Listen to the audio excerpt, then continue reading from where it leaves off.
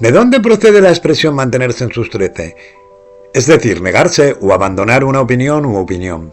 Hay varias teorías al respecto, pero la más acreditada se refiere al Papa, oficialmente antipapa, Benedicto XIII, más conocido como el Papa Luna, por su linaje y escudo de armas. Benedicto XIII ejerció su pontificado desde 1394 a 1398 oficialmente, y hasta 1423 como antipapa, después de que un cónclave le declarase depuesto. Siempre defendió que su autoridad era superior a la del cónclave y que él era el único papa legítimo, aunque al final ya solo la corona de Aragón lo reconocía como tal, lo que habría dado origen a la expresión mantenerse en sus 13, es decir, defender la propia posición tozudamente a pesar de toda evidencia en sentido contrario. Pedro Martínez de Luna y Pérez de Gotor, como así se llamaba, vivió entre dos de las épocas más convulsas de la cristiandad occidental. Los Luna eran uno de los linajes nobles más antiguos e ilustres de la península ibérica, descendiente de la Casa Real de Pamplona y emparentados también con la Casa Real de Aragón. Como hijo segundo, su carrera se orientó hacia la Iglesia y tras graduarse en la Universidad de Montpellier ejerció como profesor de Derecho Canónico. El ansiado cardenalato le llegó en 1375 de manos del Papa Gregorio XI. Los Luna ya habían ocupado diversos cargos eclesiásticos importantes, lo que seguramente influyó en la decisión.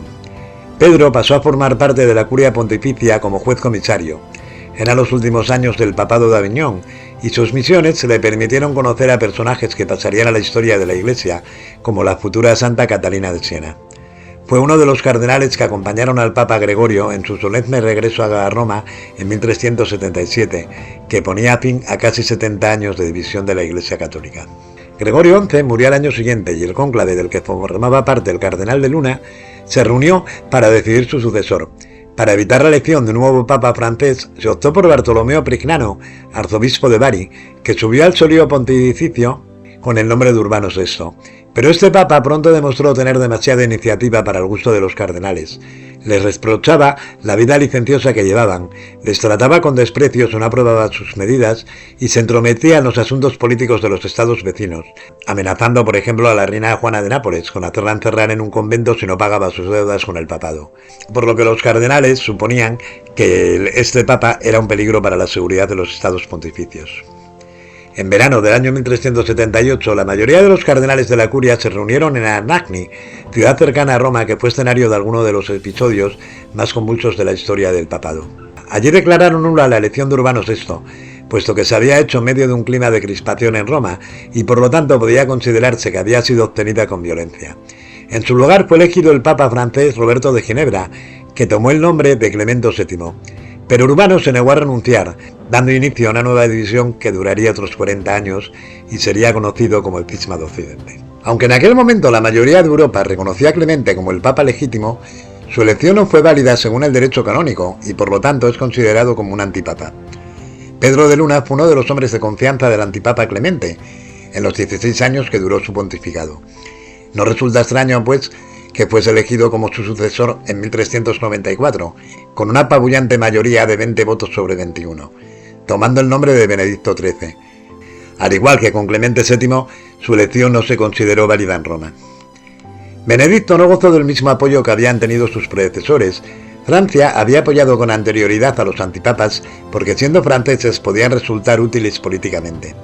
Pero Pedro de Luna era aragonés y además no se mostraba dispuesto a dejarse manejar por el poder real. De modo que en 1398 la corona francesa le presionó para que renunciase y ante su negativa impuso un bloqueo militar sobre el Palacio Papal de Aviñón. Finalmente, en el año 1403 logró escapar y refugiarse en Nápoles, pero su poder había sufrido un duro golpe. Al retirarle Francia su apoyo, también lo habían retirado los cardenales franceses, que componían la mayoría de su curia, así como varios reinos aliados.